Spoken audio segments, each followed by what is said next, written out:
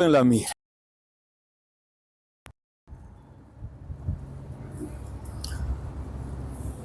Mi teleférico en la mira. ¿Ustedes creen que el transporte público debe ganar dinero o solo funcionar? ¿Lo han pensado?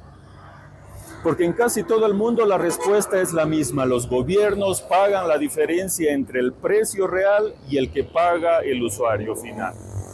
Hoy vamos a comparar 4 sistemas de transporte público: el de Bolivia, el de Estados Unidos, el de China y el de la Argentina. Empecemos por casa, la empresa estatal Mi Teleférico. En Bolivia, el año 2024, un estudio económico ubicó a Mi Teleférico como la empresa estatal más deficitaria del país, con pérdidas cercanas a los 200 millones de bolivianos. En su momento, el ministro de Obras Públicas, Edgar Montaño, defendió a la empresa estatal. Lo hizo frente a informes económicos que señalaban pérdidas acumuladas, destacando que el sistema es autosuficiente hablando operativamente, asegurando que la empresa no estaba en déficit, y recordó que en 11 años de operación Mi Teleférico transportó 600 millones de pasajeros. La gerencia también explicó el número. Decía que casi 200 millones de esa pérdida se deberían a la depreciación de inmuebles, no por falta de dinero en la operación diaria. Comparemos, vamos a Estados Unidos. La Autoridad del Transporte de Nueva York, conocida como MTA, arrastra un déficit estructural de alrededor de 3.000 millones de dólares al año, antes de recibir subsidios. La agencia carga además con una deuda de más de 48.000 millones de dólares y pierde otros 700 millones por evasión de pasajes cada año. Su situación mejoró gracias a más pasajeros y mayor aporte estatal. El caso que rompe la regla está en China, en Hong Kong. Su sistema de metro es uno de los pocos en el mundo que gana dinero de verdad. En 2024, la empresa MTR registró ganancias por más de 15.000 millones de dólares, el doble que el año anterior. Pero la clave no está en el boleto. Se podría decir que está en el ladrillo, porque la empresa construye y vende edificios residenciales y comerciales junto a sus propias estaciones. Ese negocio inmobiliario es el que realmente financia el tren. En esta comparativa, finalmente, vámonos hasta la Argentina. El gobierno de Javier Milei avanza en la eliminación de los subsidios al transporte. El propio presidente reconoció que las tarifas ya cubren más del 80% del costo del servicio, pero ese ajuste tiene un precio. El boleto del subterráneo en Buenos Aires subió 300% en términos reales y el uso del transporte público cayó hasta un 7% en algunas líneas. En el interior del país el golpe fue mayor. En la ciudad de Rafaela, por ejemplo, los fondos municipales tuvieron que cubrir casi 3/4 partes del costo del servicio. Y aquí viene la pregunta que muchos bolivianos nos hacemos. ¿Qué pasaría si el país aplicara un ajuste como el de Javier Milei y subiera fuertemente el precio del transporte público de Mi Teleférico? Vale aclarar que Bolivia ya dio un primer paso en esa dirección. A finales de 2024, el gobierno de Rodrigo Paz eliminó el subsidio a los combustibles después de casi 20 años. Y el efecto ya se sintió en el bolsillo. El pasaje de transporte público casi se duplicó a nivel general. Entonces, ¿qué dice la experiencia comparada? En Argentina ya lo vimos. Cuando el boleto sube mucho, menos gente usa el transporte público.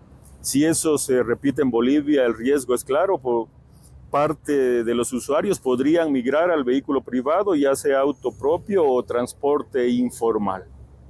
Y eso tendría un efecto en cadena. Más autos en la calle significa más congestión vehicular en ciudades como La Paz, El Alto o Santa Cruz de la Sierra.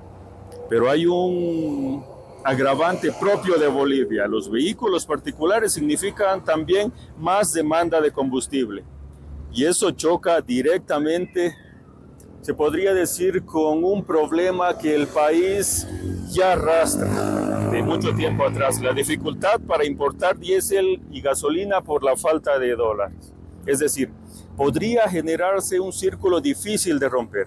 Menos transporte público sería igual a más autos privados y más autos privados aumentaría la presión sobre un combustible que escasea por falta de dólares. Hay un punto más que quiero tocar. ¿Se podría privatizar mi teleférico?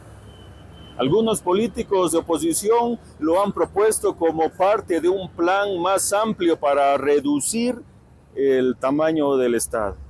Y el gobierno de Rodrigo Paz también puso el tema sobre la mesa con un diagnóstico oficial en la mano. El tema tomó fuerza ya con un informe de la Oficina Técnica para el Fortalecimiento de la Empresa Pública, la OFEP. Según ese informe, de 67 empresas estatales analizadas, solo 3 generan utilidades: YPFB, ENDE y Comibol.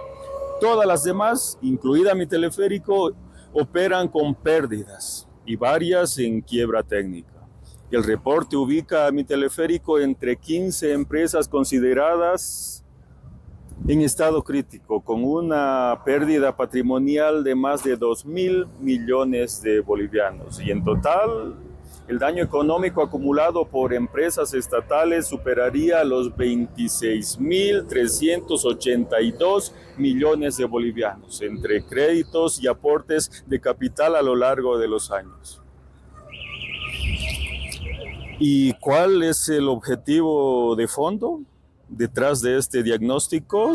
Según el gobierno, frenar el desastre, el desgaste de recursos del Tesoro General del Estado. Es decir, dejar de financiar año tras año empresas que no se sostienen solas. Las razones del Ejecutivo se resumen en 4 puntos. Primero, insostenibilidad financiera. La mayoría de las empresas analizadas sobrevive gracias a subvenciones y constantes inyecciones de capital. Segundo, priorizar el gasto social. El Estado quiere redirigir esos fondos en lugar de seguir sosteniendo empresas inviables, según su informe. Tercero, reestructuración y alianzas. El gobierno descartó privatizar empresas que considera estratégicas como YPFB o la aerolínea estatal BOA, pero abrió la puerta a alianzas público-privadas para un grupo más pequeño de empresas que podrían recibir capital y tecnología de socios privados. Cuarto, auditorías y responsabilidades. Ya se realizaron auditorías para establecer responsabilidades legales sobre el uso de recursos y déficit acumulado por ex autoridades y ex ejecutivos de las empresas estatales. Ahora la pregunta, ¿y mi teleférico entra en ese grupo de alianzas público-privadas? Por ahora no hay una definición oficial y cerrada. Queda en una zona gris. No es una empresa estratégica como YPFB o BOA, que el gobierno ya blindó, pero tampoco está por ahora descartada de un esquema con capital privado.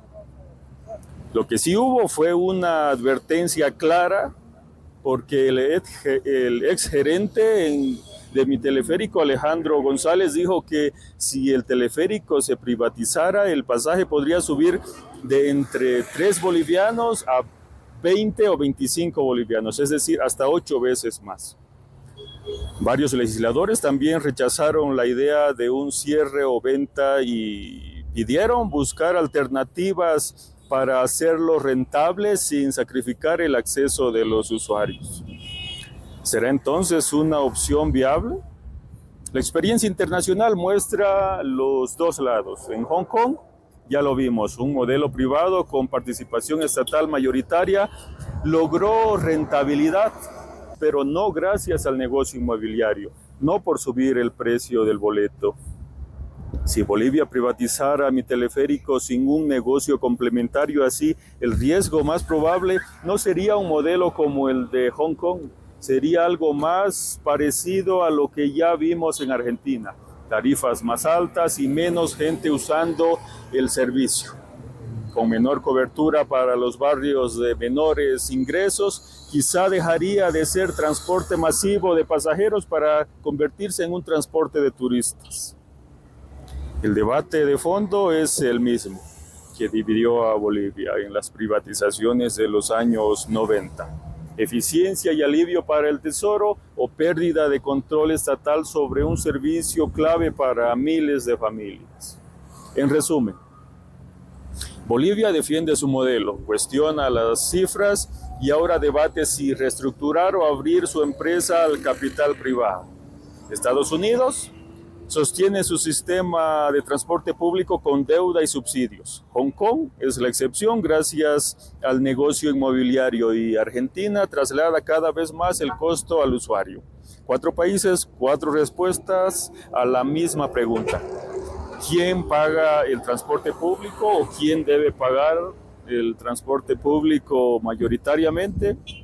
¿El gobierno, el Estado o el usuario final? Comenta.